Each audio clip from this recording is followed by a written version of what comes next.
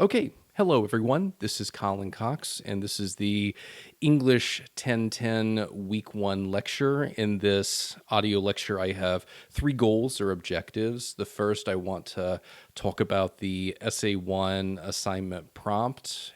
The second goal or objective, I want to talk about thesis statements a bit. And the third objective, as a way of coalescing those first two objectives, I want to say something about the George Orwell essay, A Hanging. And you should read that essay this week. Preferably, you should read that essay before listening to this audio lecture. But let's start with the Essay 1 assignment prompt. And I'll say this, if you haven't listened to the welcome audio that I posted at the beginning of the week, I would encourage you to do that because I talk about everything from D2L to the syllabus to even the different tabs and locations on D2L that we will use this semester. But to find the Essay 1 assignment prompt, go to D2L, go to the Content tab, and you should see an Essay 1 module. And when you click on that module, the first thing you see, or the first thing you should see,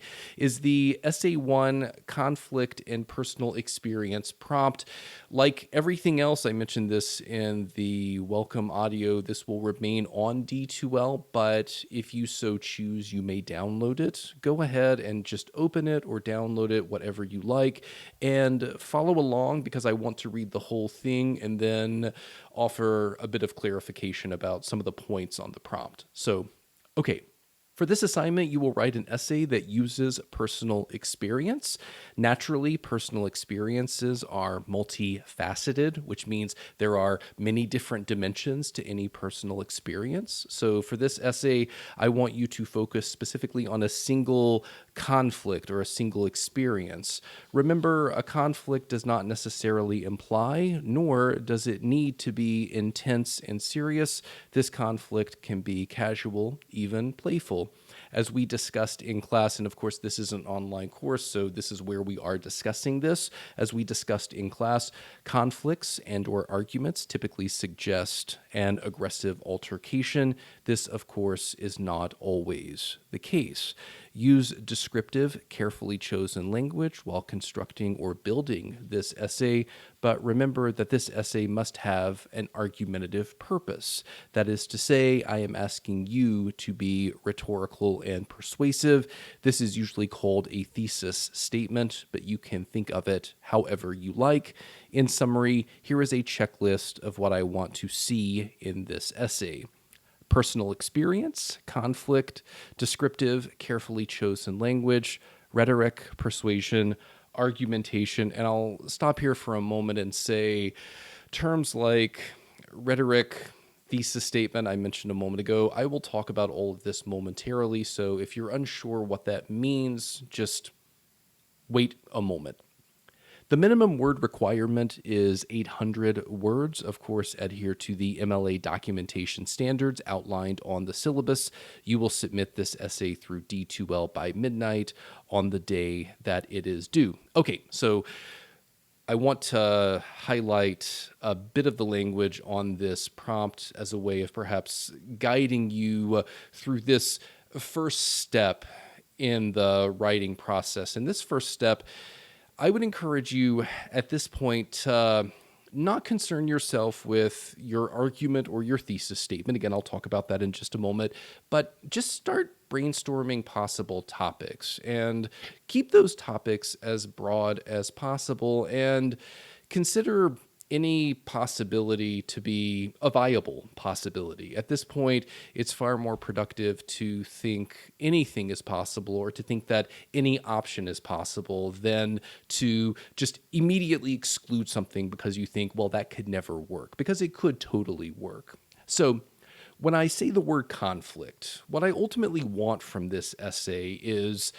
a description or a narrative or a story about a conflict in your life. It could be a big conflict, perhaps the end of a relationship, a romantic relationship, or, and you'll hear me say this often throughout the semester, It could be a small conflict, the kind of conflict that you might think would not work for a writing assignment in a college class. And you'll hear me say this a lot because I think those kinds of small, seemingly insignificant moments are often the sorts of moments that are potentially the most interesting, or they have the potential to be far more constructive than writing about some big event that maybe a lot of people have experienced. So, what could your experience necessarily say about something so universal? But if by contrast,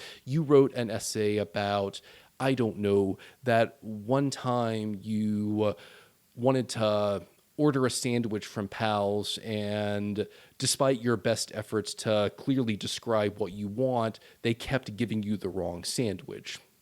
Those might be the kinds of conflicts worth exploring for this assignment because there's something quite unique about even that small, seemingly insignificant conflict that I just described. So while conflict needs to be a central aspect or component of this essay, don't think for a moment that I want you to find, or that I necessarily want you to find, the most important conflict that you've ever experienced, and because of that, you'll write an essay about it. It could be something small, and it could also be something that, while it was technically a conflict, it didn't carry, again, the kind of weight that we often associate with conflicts. Maybe, for example, you want to write an essay about that one time you and your best friend couldn't decide where you wanted to have dinner for that evening. Technically a conflict because you had an idea, they had an idea, and you couldn't come to a harmonious agreement, but it didn't end with the two of you not being friends. Those are the kinds of conflicts and the kinds of narratives that I perhaps want to see, and those are the kinds of narratives and conflicts for this essay I want you to explore. So keep that in mind. I also want to say something about the word count. So I'm very clear on the prompt. The minimum word count is 800 words. You can exceed 800 words. More often than not, students write, for an essay of this length, 9 to 950 words on average. But again, don't think that you need to stop at or near 800 words. If you think your essay needs more, then write more. With that said, I don't want a 10,000 word essay either. So be reasonable about it, but my point is, don't think you need to stop at 800 words. You can exceed this minimum word count because it is a minimum, and I don't necessarily have a maximum, save what I just said a moment ago. Okay, if you have any questions about the prompt, you can always contact me. But now I want to say a little something about thesis statements, and I want to say something about this word rhetoric. And I'll address this in more detail later this week with the video that I want to post where I analyze a student essay. But a lot of my students are unfortunately a bit unsure about what a thesis statement is. So I want to just, at least at this stage, at this point in the semester, simplify things as much as possible. A thesis statement is, more than anything else, just the point you want to make in, for example, the essay that you'll write. I want you to have a point. You are arguing something. You're trying to stake a claim. You're trying to make a claim about, for this essay, a particular moment in your life. And there might be smaller points that you want to make, but whatever that larger umbrella point is, that is in effect your thesis statement. And when I use a word like rhetoric, rhetoric quite simply is just the act or the art of persuasion, because anytime you want to make a point, you want to be persuasive about it. For example, if I wanted to argue that Pal's is the best fast food restaurant, that in effect is my thesis statement. Pal's is the best fast food restaurant. Well, I would need to deploy certain strategies to persuade you that what I'm arguing is correct, because you could easily disagree with that. And I must say, I'm not actually hungry right now. You would think, because of all the food references I've made, that I haven't had dinner, but that's not actually true. These are just good examples. But your thesis statement, again, in summary, is the larger argumentative point you want to make, and the act of doing that, all of the different strategies you can deploy, from persuasive descriptive language, perhaps thorough compare and contrast, all of those different methods, that's all part of the rhetorical process. And again, I will return to this not only in this audio, but later this week. But I just wanted to offer a bit of language to ground those ideas, thesis statement and rhetoric. But I do want to say one final thing about thesis statements, and I think this will be quite clear when I talk about Orwell's essay, A Hanging.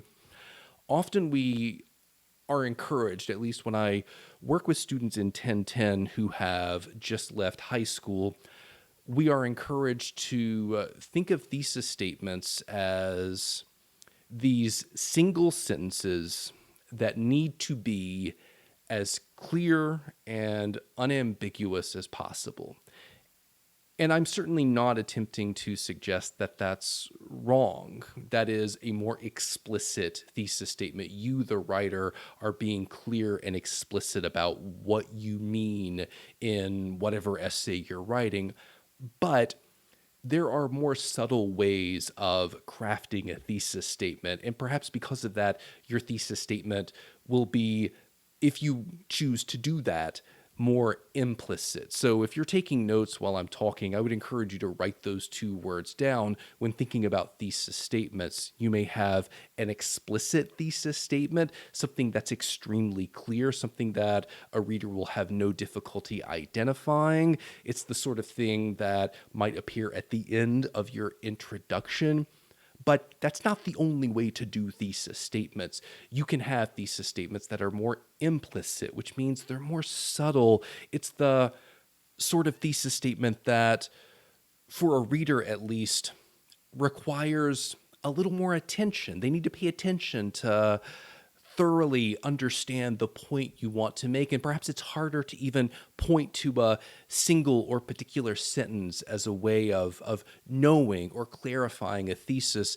And I'm certainly also not suggesting that a thesis statement needs to be either or, that it needs to be either explicit or implicit.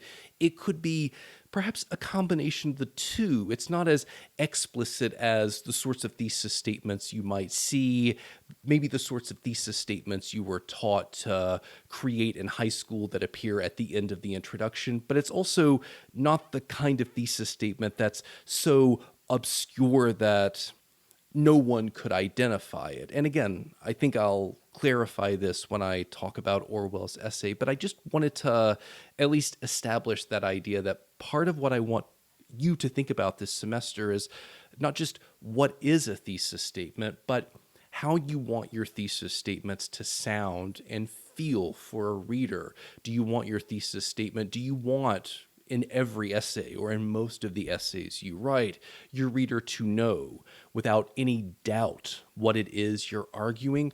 Or are you a writer who perhaps wants your reader to do a little more work? You want to encourage them to pay attention. And it's interesting because these kinds of sensibilities or characteristics at times are heavily determined by culture and geography. In the United States and in the West at large, we value clear, unambiguous thesis statements. But if you, for example, read writing from different parts of the world outside the West, you might find completely different sensibilities and expectations. And that's something that I won't talk about too much necessarily, but it's just something to remember, that this drive toward being as clear as possible all the time, while that has some value to it, there is perhaps also value to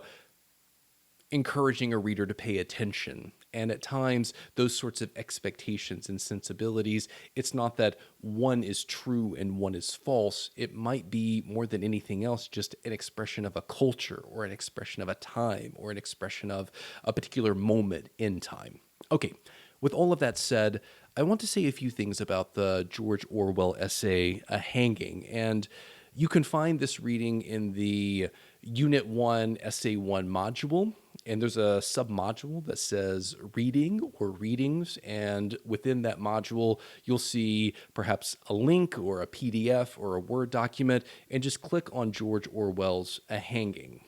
So when I talk about the reading that I ask you to do from one week to the next, what I say will not necessarily be full and comprehensive, which means I won't talk about every single paragraph. More than anything, I'll just identify maybe 2 or 3 aspects or characteristics of the reading under consideration that I want you to think about that might inform the kind of writing that I want you to do throughout the semester. And just so you know, George Orwell, he is a name you might know. He was a popular 20th century writer. He wrote novels such as 1984 and Animal Farm. His nonfiction writing is wonderful, and this fits into that category. But one of the things you might notice about this essay is that it feels more like a story than anything else. It has these elements of narrative and storytelling, and that's something that I certainly want to see, because I think what you see Orwell doing is showing more than telling. And I'll talk about that more because I think it's important. But look, for example, at the introduction. And I'll just read the first 2 paragraphs, or most of the first 2 paragraphs. So if you would follow along with me. It was in Burma, a sodden morning of the rains. A sickly light, like yellow tin foil, was slanting over the high walls into the jail yard. We were waiting outside the condemned cells, a row of sheds fronted with double bars like small animal cages. Each cell measured about 10 feet by 10 and was quite bare within, except for a plank bed and a pot of drinking water. In some of them, brown silent men were squatting at the inner bars, with their blankets draped round them. These were the condemned men due to be hanged within the next week or 2. And I think I'll stop here because I would encourage you to think about what you feel at this moment. How does this introduction make you feel? I would argue most of us probably feel quite sad and quite awful after reading this. Pay attention to some of the details. A sodden morning of the rains. A sickly light, like yellow tin foil, was slanting over the high walls into the jail yard. There's no real light here. The light is even sick. We're told that there are cells, but they're condemned cells. Just think about what that word means, the gravity of a word like that. Even the sizes of the cage, 10 by 10, and they were completely bare with nothing more than a bed and a pot of drinking water. This doesn't feel too hospitable, does it? This doesn't feel like the kind of space a human being should inhabit, yet human beings are here. We're told that the men in those cages, they were squatting, blankets draped over them, as if they're just fighting to survive. And we're even told these men are condemned. Notice Orwell repeating, using repetition as a way of making his point. Like the cells, the men too are condemned. All of this, what Orwell does, this is a fantastic job of showing and not telling. Because all the things that I just said, this feels really sad. The people in these cells feel less like human beings and more like animals. He could have just said that, right? But notice what he chooses to do instead. And this is the kind of thing that I want to see in your essays. Notice how he begins by placing a reader in a situation. He doesn't start with, in this essay, I will write about how brutalizing this kind of occupation is, because this is very much an essay about an occupying force exerting control over land and people that they, quite frankly, have no right to do so. But he still communicates that point, and I think that's the important thing here. So again, writing with detail matters a lot. That's something I want to see. Orwell is doing a lot of showing instead of telling, and he continues this with the second paragraph because he describes one of these men. One prisoner had been brought out of his cell. He was a Hindu, a puny wisp of a man, with a shaven head and vague liquid eyes. He had a thick, sprouting mustache, absurdly too big for his body, rather like the mustache of a comic man on the films. 6 tall Indian warders were guarding him and getting him ready for the gallows. 2 of them stood by with rifles and fixed bayonets, while the others handcuffed him, passed a chain through his handcuffs, and fixed it to their belts, and lashed his arms tight to his sides. They crowded very close about him, with their hands always on him in a careful, caressing grip, as though all the while feeling him to make sure he was there. And I'll stop here, because again, I would encourage you just to stop for a minute and consider how you feel. I think part of what Orwell does here, he is certainly using this description of this prisoner as a way of further developing how he wants us to feel about this place, how exploitative it is, how awful it is. Just pay attention to how this man, how Orwell describes this man. He's so small. His mustache is comedically big. He's practically all mustache at this point. But also, pay attention to how the guards handle him. For someone so small and someone so defenseless, or who seems so defenseless, why this show of force? Think about that for a minute. Why do that? Well, I think there's a couple of possible explanations. And I think the most terrifying one is, well, they're not actually distinguishing one prisoner from the next. This is just what they were told to do, right? These are the rules. So we follow the rules. Even if the rules from one situation to the next don't seem that relevant or useful. What do you think? Considering what Orwell says about this prisoner, do you think this many men need to be here? Do you think they need this many weapons? Do you think they need this show of force? Probably not. And this is Orwell, again, in a very subtle way, establishing one of the most important points he wants to make. The way institutions have this effect on us. How they almost prevent us from thinking at times independently. How we almost just feel like part of a larger machine. Now, this second paragraph also establishes what this essay is ultimately about. This is an essay about a hanging. And of course, the title does that work too. But it's a very simple and small essay in that way. It feels very routine as well. So earlier, when I spoke about how you don't need to pick a topic for your essay that needs to be, or that sounds like the most consequential or important thing that's ever happened in your life, I think Orwell has taken that advice because this just feels like another day. Now, something really interesting happens, but the way he's framing it here at the beginning, it just feels like another day. But 2 important things happen as they move from the cells to the gallows. One, this dog arrives. And I won't read it, but I would encourage you again to ask that same question. Why would Orwell do this? Why include this detail? What point does he want to make? Well, I think what's interesting is the dog moves immediately for the prisoner or the condemned man.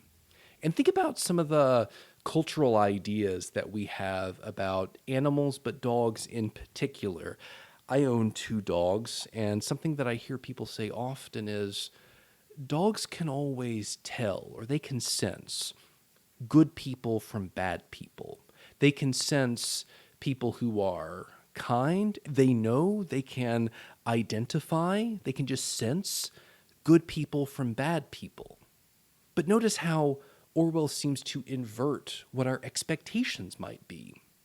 This dog doesn't move or doesn't seem to even want to interact with the guards, who we might instinctually think of as the good people. The dog moves almost instinctually for this condemned man, this person who has presumably committed a crime worthy of capital punishment. He's the one who the dog identifies as safe, as good, perhaps. And the second thing that happens, as they approach the gallows, this prisoner, this condemned man, he moves so as not to step through a puddle of water. And this seems to trigger something for Orwell's narrator. And I'll read directly from the essay at this point. And this is on page 2, near the top. It is curious, but till that moment I had never realized what it means to destroy a healthy, conscious man. When I saw the prisoner step aside to avoid the puddle, I saw the mystery, the unspeakable wrongness of cutting a life short when it is in full tide. This man was not dying. He was alive, just as we were alive. All the organs of his body were working, bowels digesting food, skin renewing itself, nails growing, tissues forming, all toiling away in solemn foolery. His nails would still be growing when he stood on the drop, when he was falling through the air with 1/10 of a second to live. His eyes saw the yellow gravel and the gray walls, and his brain still remembered, foresaw, reasoned even about puddles. He and we were a party of men walking together, seeing, hearing, feeling, understanding the same world, and in 2 minutes, with a sudden snap, one of us would be gone, one mind less, one world less. Now, this is about as close to this point in the essay that Orwell has given us of a thesis statement. And what he ultimately argues is this. Despite what this larger institution wants me to think about this man, the simple fact that he avoided a puddle, even moments before his death, is confirmation that he's still a human being. That this larger institution that has, whether he's innocent or guilty of any crimes, this larger institution that has treated him like an animal, it hasn't actually stripped him of his humanity. He remains a human being. And while that might seem self-evident to all of us, I think for Orwell's narrator this matters, because I think his larger point is that's precisely what an institution like this doesn't want me to think, because it's a lot easier to kill someone if you think of them and see them as not human.